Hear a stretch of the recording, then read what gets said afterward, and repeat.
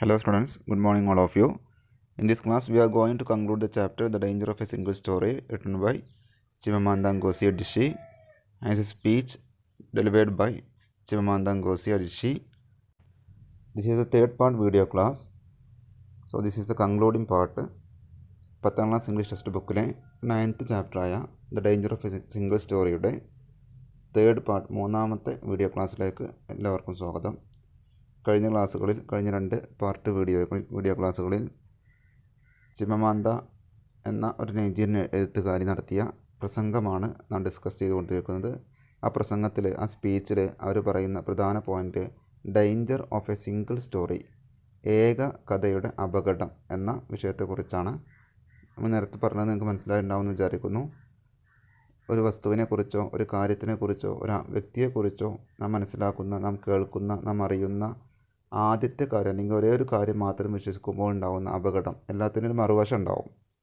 നമ്മൾ കേൾക്കുന്ന ഒരു വശം മാത്രം ചിന്തിക്കുമ്പോൾ അല്ലെങ്കിൽ ഒരു വശം മാത്രം വിശ്വസിക്കുമ്പോൾ ഉണ്ടാകുന്ന അപകടത്തെക്കുറിച്ചാണ് ചിമമാന്ത നമ്മോട് പറയുന്നത്. അതിനകത്ത് ഒരുപാട് ഉദാഹരണം പറഞ്ഞു. ഫിദ എന്ന് പറയുന്ന വീട്ടിൽ ജോലിക്ക് നിന്നൊരു കുട്ടിയെക്കുറിച്ച് പറയുന്നുണ്ട്. അമേരിക്കയിലേക്ക് പഠിക്കാൻ പോയപ്പോൾ അവിടെ അനുഭവത്തെക്കുറിച്ച് പറയുന്നുണ്ട്. ആളുകൾ ആഫ്രിക്കയെക്കുറിച്ച് ആളുകളുടെ മനസ്സിലുള്ള ധാരണയെക്കുറിച്ച് പറയുന്നുണ്ട്. അങ്ങനെ ചിമമാന്ത തൻ്റെ ലൈഫ് എക്സ്പീരിയൻസിലൂടെ ആഫ്രിക്കയെക്കുറിച്ചും ആഫ്രിക്കയിലെ കറുത്ത വർഗ്ഗക്കാരായ ചിമമാന്ത അടക്കമുള്ള ആളുകളെക്കുറിച്ചും ജനങ്ങളുടെ ധാരണ, പ്രത്യേകിച്ച് പുറം നാടുകളുടെ അമേരിക്ക പോലെയുള്ള വലിയ രാജ്യങ്ങളുടെ ധാരണ, അവരുടെ മനസ്സിലുള്ള കാര്യങ്ങൾ, അതിനെക്കുറിച്ചാണ് ചിമമാന്ത പറയുന്നത്. അതിൽ ചിമമാന്തക്ക് നേരിട്ട ബുദ്ധിമുട്ടുകളും പ്രയാസങ്ങളും ഒക്കെ ചിമമാന്ത ഉദാഹരണമായിട്ട് ഇതിനകത്ത് പറയുന്നുണ്ട്. നമുക്കൊന്ന് അടുത്ത പാരഗ്രാഫിലേക്ക് പോകാം. I began to realize that my American roommate must have throughout her life seen and heard different versions of this single story. I began to realize. I എന്ന് പറഞ്ഞ ആരാണ്? ചിമമാന്ത പറയാണ് I began to realize. Began എന്ന് പറഞ്ഞാൽ ബിഗിൻ്റെ പാസ്റ്റാണ് കേട്ടോ. began. I began to realize. എനിക്ക് മനസ്സിലാക്കാൻ തുടങ്ങി, എനിക്ക് തിരിച്ചറിയാൻ തുടങ്ങി, ഞാൻ മനസ്സിലാക്കാൻ തുടങ്ങി that my American roommate, എൻ്റെ അമേരിക്കയിലെ എൻ്റെ കൂടെ താമസിക്കുന്ന എൻ്റെ roommate must have throughout her life seen and heard different versions of the single story. അവർ അമേരിക്കയെക്കുറിച്ച് ഇപ്പോൾ അവരുടെ മനസ്സിലുള്ള ധാരണ പോലത്തെ ഒരുപാട് തെറ്റായ ധാരണകൾ അവരുടെ മനസ്സിൽ അല്ലെങ്കിൽ അവർ കേട്ടിട്ടും കണ്ടിട്ടും ഉണ്ടാകുമെന്ന് ഞാൻ മനസ്സിലാക്കി. കാരണം എന്താ, അവർ ആഫ്രിക്കയിൽ പോയിട്ടില്ല. എഴുത്തുകളിൽ നിന്നും അതുപോലെ തന്നെ കേട്ടുകളിൽ നിന്നും മറ്റുള്ള ആളുകളിൽ നിന്നും കേട്ട് മനസ്സിലാക്കിയത് എന്താണ്, ആഫ്രിക്ക എന്ന് പറഞ്ഞാൽ ഒരു പാവപ്പെട്ട രാജ്യമാണ്, ഒന്നിനും കഴിയാത്ത, മറ്റുള്ളവരെ ആശ്രയിക്കുന്ന ഒരു വളരെ ദരിദ്ര രാജ്യമാണ് ആഫ്രിക്ക എന്ന ധാരണയാണ് എൻ്റെ അമേരിക്കൻ റൂംമേറ്റ് ഉണ്ടായിരുന്നത്. A professor once told me that my novel was not authentically African. അങ്ങനെ അമേരിക്കയിൽ ഞാൻ നോവൽ എഴുതിയപ്പോൾ ഞങ്ങളുടെ പ്രൊഫസർ, ഞങ്ങളുടെ അധ്യാപകൻ, കോളേജിലെ ഞങ്ങളുടെ ടീച്ചർ എന്ത് പറഞ്ഞു, ഒരിക്കൽ പ്രൊഫസർ ടോൾഡ് മീ, ഒരു പ്രൊഫസർ എന്നോട് പറഞ്ഞു that my novel, ഞാൻ എഴുതിയ novel was not authentically African, അത് ആധികാരികമായിട്ട് ആഫ്രിക്കൻ അല്ല എന്ന് പറഞ്ഞു. അപ്പോൾ ഈ ചിമമാന്ത അമേരിക്കയിൽ പഠിക്കുന്ന സമയത്ത് ഒരു നോവൽ എഴുതി, ആഫ്രിക്കൻ നോവൽ എഴുതി. അത് വായിച്ച പ്രൊഫസർ എന്ത് പറഞ്ഞു, ഇത് നോവൽ കുഴപ്പമൊന്നുമില്ല, പക്ഷേ ഇത് ആഫ്രിക്കൻ നോവലായിട്ട് പരിഗണിക്കാൻ കഴിയില്ല എന്ന് പറഞ്ഞു. I did not know what African authenticity was. എനിക്കറിയില്ലായിരുന്നു ആഫ്രിക്കൻ നോവലാണെങ്കിൽ എന്തൊക്കെ ഉൾപ്പെടുത്തണമെന്ന് എനിക്കറിയില്ലായിരുന്നു.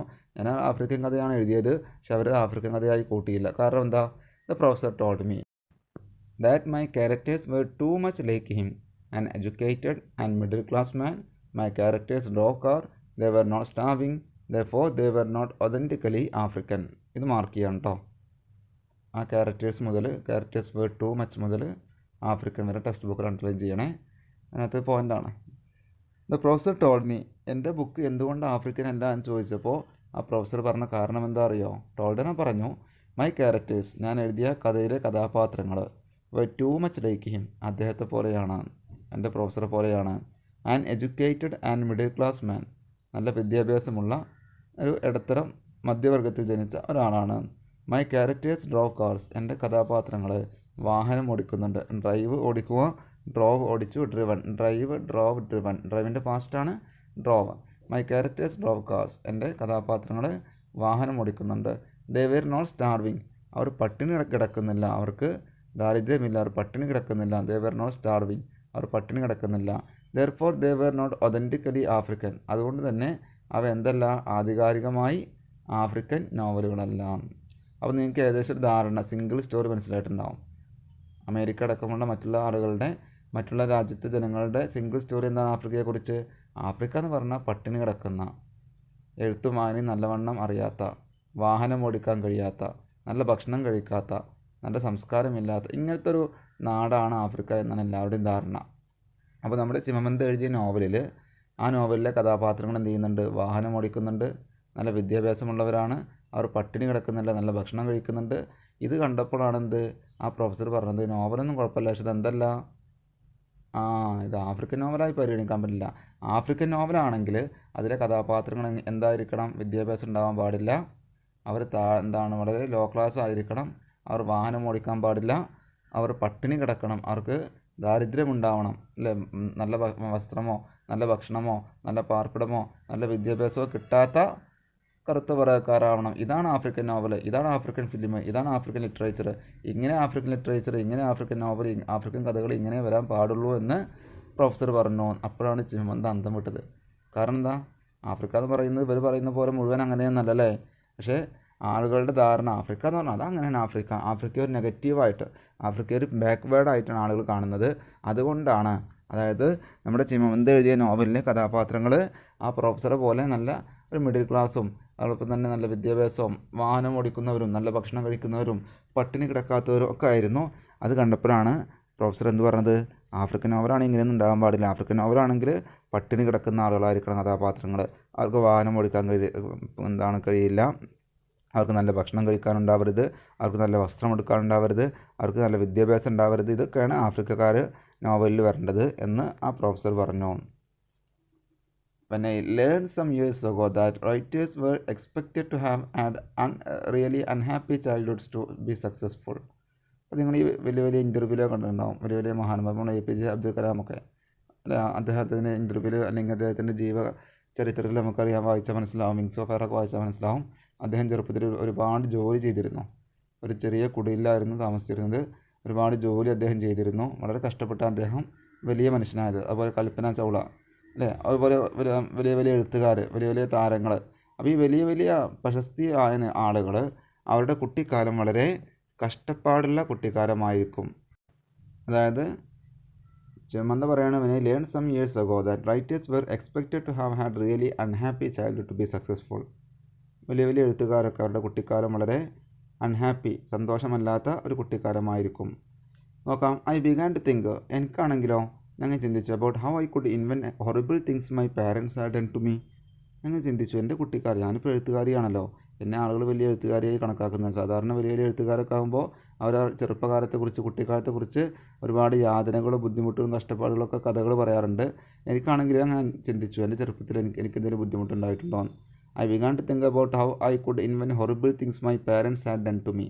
എൻ്റെ പാരൻസ് എന്നോട് ചെയ്ത എന്തെങ്കിലും ഭീകരത, എന്തെങ്കിലും മൃഗീയമായിട്ടുള്ള എന്തെങ്കിലും പ്രവർത്തനങ്ങളുണ്ടോ എന്ന് ഞാൻ ചിന്തിച്ചു. ബട്ട് ദ ട്രൂത്ത്, പക്ഷേ സത്യത്തിൽ that I had A very happy childhood. എൻ്റെ കുട്ടിക്കാലം എന്ന് പറഞ്ഞാൽ സന്തോഷം നിറഞ്ഞ കുട്ടിക്കാലം, നമ്മുടെയൊക്കെ പോലെ ഒരു ബുദ്ധിമുട്ടുമില്ലാത്ത കുട്ടിക്കാലമായിരുന്നു. Full of laughter and love, കളിയും ചിരിയും സന്തോഷവും സ്നേഹമുള്ള, in a very close knit family, നല്ല അടുത്ത ബന്ധമുള്ള, ഒരുമിച്ച് ഭക്ഷണം കഴിക്കുന്ന, ഒരുമിച്ച് യാത്ര പോകുന്ന, ഒരുമിച്ച് കാര്യങ്ങൾ സംസാരിക്കുന്ന, കാര്യങ്ങൾ ഷെയർ ചെയ്യുന്ന, ഒരു ഒളിമറയൊന്നുമില്ലാത്ത, ഒരു മനസ്സിൽ മറ്റുള്ള കാര്യങ്ങളൊന്നുമില്ലാത്ത, നന്മ മാത്രമുള്ള, നല്ലൊരു സന്തോഷമുള്ള, നല്ലൊരു ഹാപ്പി ഫാമിലി ആയിരുന്നു. ആരുടെ ഫാമിലി? നമ്മുടെ ചിമമന്തയുടെ ഫാമിലി. അതായത് ചിമമന്തി ലാസ്റ്റ് പോയിന്റ് പറയണത്, എല്ലാ എഴുത്തുകാരും, എല്ലാ മഹാന്മാരും ഇങ്ങനെ അവരുടെ ഇൻ്റർവ്യൂവിൽ, അവരുടെ എഴുത്തിലൊക്കെ പറയാറുണ്ട്, അവരുടെ കുട്ടിക്കാലം വളരെ കഷ്ടപ്പാടായിരുന്നു, കഴിക്കാൻ ഭക്ഷണം ഉണ്ടായിരുന്നില്ല, അച്ഛൻ്റെ അമ്മയുടെ സ്നേഹം കിട്ടിയിരുന്നില്ല, നല്ല വീടുണ്ടായിരുന്നില്ല, നല്ല വിദ്യാഭ്യാസം കിട്ടിയിരുന്നില്ല, ഒരുപാട് ജോലി ചെയ്തിരുന്നു, അങ്ങനെ ഒരുപാട് യാതനകളുടെ കഥ പറയാറുണ്ട്. അങ്ങനെ ഈ ചിമമന്ത് ചിന്തിക്കുകയാണെന്ന്, എൻ്റെ ജീവിതത്തിൽ അങ്ങനെ വല്ലതുണ്ടോ? അങ്ങനെ ചിന്തിച്ചപ്പോൾ ചിമമന്ത് പറയുന്നത്, ഞാൻ ആഫ്രിക്കാരി ആയിരുന്നിട്ട് പോലും എൻ്റെ കുട്ടിക്കാലം വളരെ സന്തോഷമായിരുന്നു, സക്സസ്ഫുൾ ആയിരുന്നു. എൻ്റെ കുട്ടിക്കാലത്ത് എനിക്ക് എൻ്റെ പേരൻസ് എന്നോട് ഒരു എന്തായിരുന്നില്ല, ഒരു വിവേചനവും ഒരു അക്രമവും ചെയ്തിട്ടില്ല, നേരെ നോക്കിയിട്ടുണ്ട്. സന്തോഷവും ചിരിയും കളിയും നന്മയും എല്ലാമുള്ള വളരെ നല്ലൊരു കൂട്ടുകുടുംബമായിരുന്നു എൻ്റെ കുടുംബം. അതുകൊണ്ട് തന്നെ എനിക്ക് ചെറുപ്പത്തിൽ ഈ പറയപ്പെട്ടതുപോലെയുള്ള പ്രശ്നങ്ങളോ പ്രയാസങ്ങളോ ബുദ്ധിമുട്ടുകളോ ഒന്നും എനിക്ക് ഉണ്ടായിട്ടില്ല. ക്ലോസ് നിറ്റ് ഫാമിലി പറഞ്ഞാൽ നല്ല ബന്ധമുള്ള, ഒരുമിച്ച് ഭക്ഷണം കഴിക്കുക, ഒരുമിച്ച് കാര്യങ്ങൾ സംസാരിക്കുക, എപ്പോഴും നല്ല പരസ്പരം അങ്ങോട്ടും ഇങ്ങോട്ടും മറയില്ലാത്ത നല്ല കുടുംബം. അതാണെന്ത് ക്ലോസ് നിറ്റ് ഫാമിലി. ആ ചിമമന്തയുടെ കുട്ടിക്കാലം എങ്ങനെയായിരുന്നു? ഹാപ്പി ഫാമിലി ആയിരുന്നു, പ്രശ്നങ്ങളൊന്നും ഉണ്ടായിരുന്നില്ല. അപ്പോൾ ചിമമന്ത കുട്ടിക്കാലമടക്കം ചിമമന്തക്ക് ആഫ്രിക്കക്കാരി ആയിരുന്നിട്ടും നല്ലൊരു ലൈഫ് ചിമമന്തക്ക് കിട്ടിയിരുന്നു. But I also had grandfathers who died in refugee camps. പക്ഷെ എനിക്ക് ആരുണ്ടായിരുന്നു, എൻ്റെ കുട്ടിക്കാലത്തെ ബുദ്ധിമുട്ട് ആലോചിച്ചിട്ട് ഇങ്ങനെ ചിന്തിച്ചെടുക്കുകയാണ് Chimamanda. I also had grand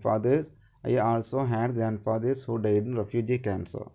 അഭയാർത്ഥി ക്യാമ്പുകളിൽ വെച്ച് മരണപ്പെട്ട ഗ്രാൻഡ് ഫാദേഴ്സ് എനിക്കുണ്ടായിരുന്നു. അല്ലെങ്കിൽ എൻ്റെ ഗ്രാൻഡ് ഫാദേഴ്സ് പലരും അഭയാർത്ഥി ക്യാമ്പിൽ വെച്ചിട്ടാണ് മരണപ്പെട്ടത്. അതായത് ചിമമന്ത തൻ്റെ കുട്ടിക്കാലത്ത് തനിക്കുണ്ടായ ബുദ്ധിമുട്ടുകൾ ആലോചിക്കണം. അപ്പോൾ പ്രശ്നം എന്താണ്, കാര്യപ്പെട്ട അല്ലെങ്കിൽ എന്തെങ്കിലും പറയത്തക്ക പ്രശ്നങ്ങളൊന്നുമില്ല.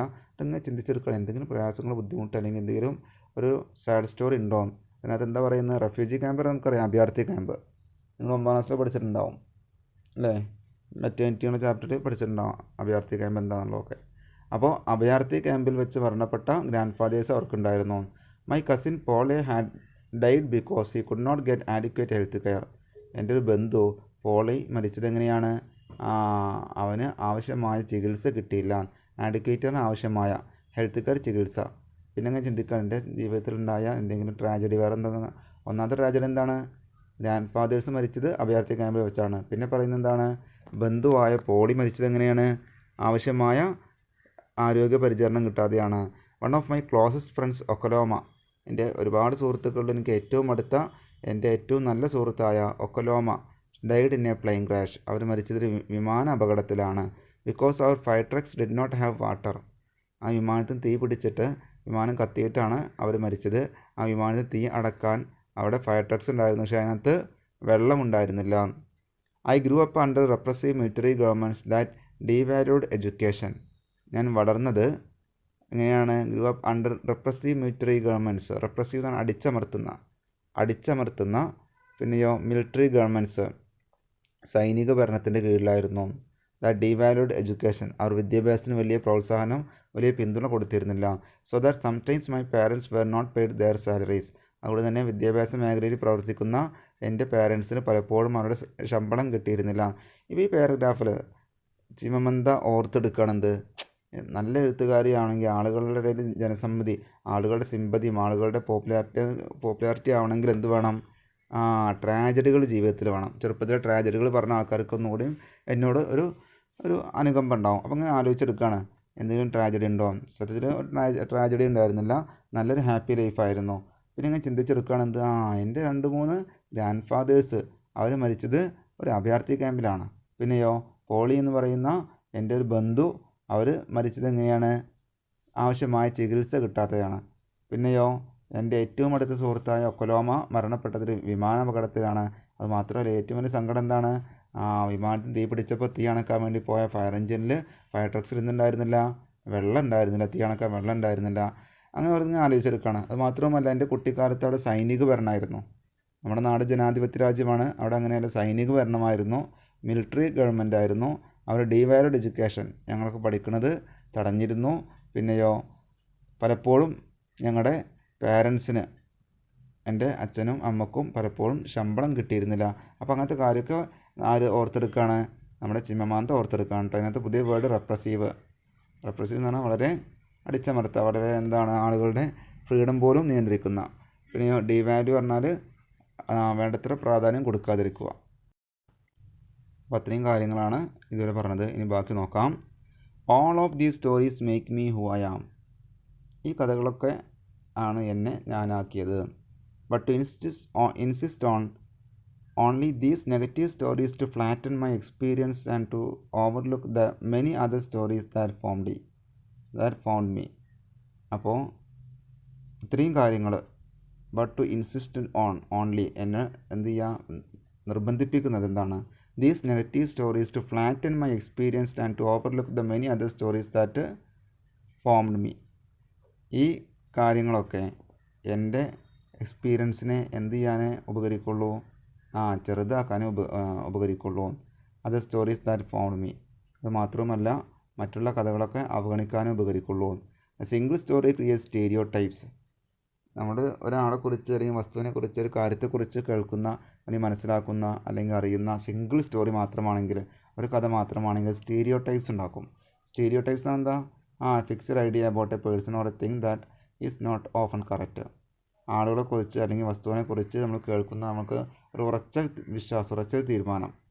പലപ്പോഴും എന്തായിരിക്കാം, അത് തെറ്റായിരിക്കാം. പിന്നെയോ and the problem with stereotypes, അങ്ങനെയുള്ള സ്റ്റീരിയോ ടൈപ്സിനുള്ള പ്രശ്നം എന്താണ്? ദാറ്റ് ദേ ആർ അൺട്രൂ, അവ സത്യമായിരിക്കില്ല. But that they are incomplete, അവ എന്തുമായിരിക്കില്ല? പൂർണ്ണത ഉണ്ടായിരിക്കില്ല, പരിപൂർണമായിരിക്കില്ല. They make one story become the only story, അവ ആ കഥയെ കഥയായിട്ട് മാത്രമേ അവശേഷിക്കുകയുള്ളൂ. അതായത് സിംഗിൾ സ്റ്റോറി, നമ്മുടെ കേൾക്കുന്ന സിംഗിൾ സ്റ്റോറി, ഒരാളെക്കുറിച്ചോ വസ്തുവിനെക്കുറിച്ചോ ഒരു കാര്യത്തെക്കുറിച്ചോ നമ്മൾ കേൾക്കുന്ന സിംഗിൾ സ്റ്റോറി, അത് വിശ്വസിച്ച് അത് മാത്രം നമ്മുടെ മനസ്സിൽ വെച്ച് ഒരു ധാരണയായി കൊണ്ടു നടന്നാൽ അത് ആ സ്റ്റോറി മാത്രമായിട്ട് അവശേഷിക്കും. അതിന് യാഥാർത്ഥ്യം നമ്മൾ മനസ്സിലാക്കാതെ പോകും. അതായത് ചിമമന്ദ ആ പ്രസംഗത്തിൽ, അതിൻ്റെ പ്രസംഗത്തിൻ്റെ വീഡിയോ, അതിൻ്റെ ലിങ്ക് താഴെ കൊടുക്കുന്നുണ്ട്. ആ പ്രസംഗം നിങ്ങൾ കേൾക്കണം, അത് നിങ്ങൾക്ക് കൂടുതൽ മനസ്സിലാവും. നമ്മുടെ ചാപ്റ്റർ മുഴുവൻ ഒരു പ്രസംഗമാണ്, ആ സ്പീച്ചാണ്. സ്പീച്ച് താഴെ കൊടുക്കുന്നുണ്ട്, ലിങ്ക് കൊടുക്കുന്നുണ്ട്, നിങ്ങളെല്ലാവരും കേൾക്കണം.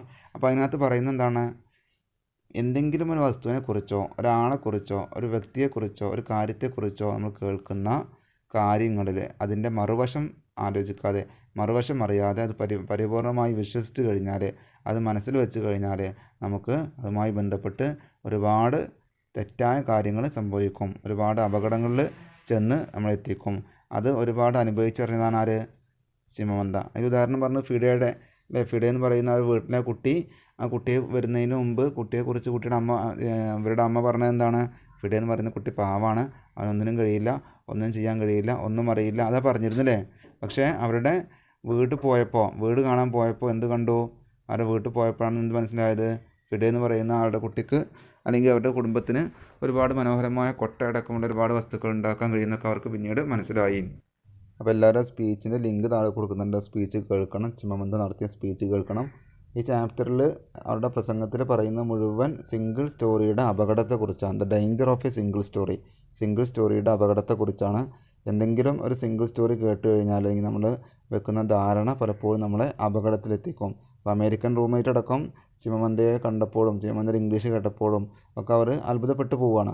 അതോടൊപ്പം തന്നെ അവർ എഴുതിയ നല്ല നോവൽ എഴുതി ആഫ്രിക്കയെക്കുറിച്ച്, അതൊക്കെ എന്ത് പറയുന്നത്? ആഫ്രിക്കൻ നോവലല്ല. കാരണം എന്താ? ആഫ്രിക്ക എന്ന് പറഞ്ഞാൽ അവരുടെ മനസ്സിലെന്താണ്? മനോഹരമായ ഭൂപ്രദേശമുള്ള, അല്ലേ, നല്ല ഒരുപാട് മൃഗങ്ങളുള്ള, ഒരു കാര്യം സ്വന്തമായിട്ട് ചെയ്യാൻ കഴിയാത്ത, വാഹനം ഓടിക്കാൻ കഴിയാത്ത, നല്ല ഭക്ഷണം കഴിക്കാത്ത, നല്ല വിദ്യാഭ്യാസമില്ലാത്ത അങ്ങനത്തെ ആളുകളാണ് ആഫ്രിക്കയിൽ ഉണ്ടാവേണ്ടത്. അപ്പോൾ നിങ്ങളുടെ നോവലിൽ കഥാപാത്രങ്ങൾ അങ്ങനെയൊന്നും അല്ല, അതുകൊണ്ട് അത് ആഫ്രിക്കൻ അല്ല എന്നൊക്കെ പറഞ്ഞാൽ അവരെ എന്ത് ചെയ്യാണ്? ഡീമോട്ടിവേറ്റ് ചെയ്യാണ്ട്. അതായത് വേണ്ടത്ര ഒരു പിന്തുണ ആഫ്രിക്കക്കാരി ആയതുകൊണ്ട് തന്നെ മറ്റുള്ള രാജ്യത്തിലെ ജനങ്ങൾക്ക് കിട്ടുന്ന പിന്തുണ ആർക്ക് കിട്ടിയിരുന്നില്ല? ചിമമന്ദക്ക് കിട്ടിയിരുന്നില്ല. ചിമമന്ദക്ക് അവഗണന ഒരുപാട് നേരിട്ടിരുന്നു. അപ്പോൾ ആഫ്രിക്കയെക്കുറിച്ച് ആളുകൾക്ക് ഉണ്ടായിരുന്ന ധാരണക്ക് കാരണം എന്താണ്? സിംഗിൾ സ്റ്റോറിയാണ്. ആ സിംഗിൾ സ്റ്റോറി മാറുമ്പോൾ അല്ലെങ്കിൽ അതിനെക്കുറിച്ച് നമ്മൾ കൂടുതലും അതിൻ്റെ മറ്റുള്ള വശം ചിന്തിക്കുമ്പോഴേ നമുക്ക് അത് തെറ്റാണെന്ന് ബോധ്യപ്പെടുള്ളൂ. അത് ഒരുപാട് പുതിയ വാക്കുകളുണ്ട്. ഇപ്പോൾ ലാസ്റ്റിൽ insist on, flatten, overlook, stereo type, അതിൻ്റെയൊക്കെ മീനിങ് വലതുഭാഗത്ത് കൊടുത്തിട്ടുണ്ട്. എല്ലാവരും നോട്ട്ബുക്കിലേക്ക് എഴുതിയെടുക്കണം.